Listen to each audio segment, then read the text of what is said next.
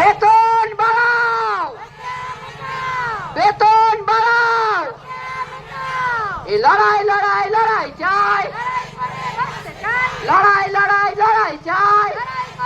অবিলম্বে বকে ইনসেনটিভ মেটাতে হবে। ভোট দেওয়া হলে কোন রকম শর্ত দেওয়া চলবে না। ভোট না পিএফটিএসআই চালু করতে হবে, পিএফটিএসআই চালু করতে হবে।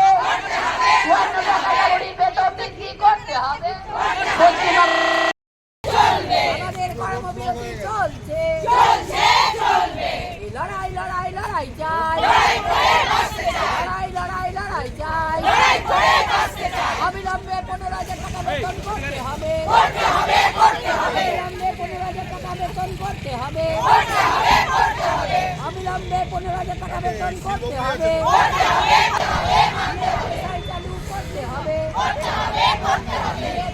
চালু করতে হবে।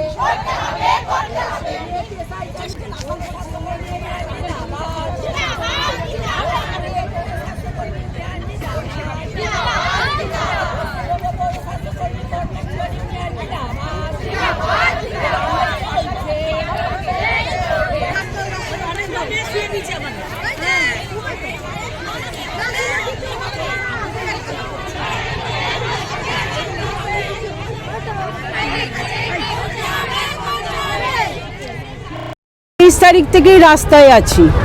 আমরা খুব আশা করেছিলাম মাননীয় মুখ্যমন্ত্রী দুর্গাপুরে এসেছেন, অন্তত আমাদের দিকটা দেখবেন।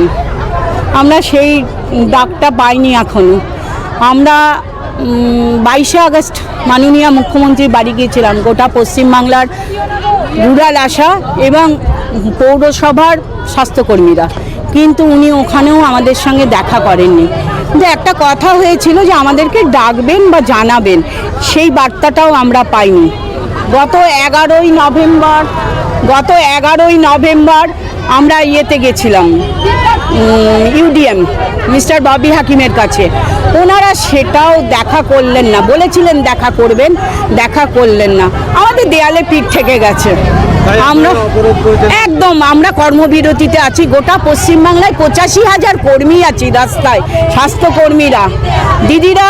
কোনো মৃত্যুকালীন কোনো বেনিফিট মাননীয় মুখ্যমন্ত্রী ঘোষণা করেছেন, দেন না। আমাদের এই কর্মবিরতি চলবে।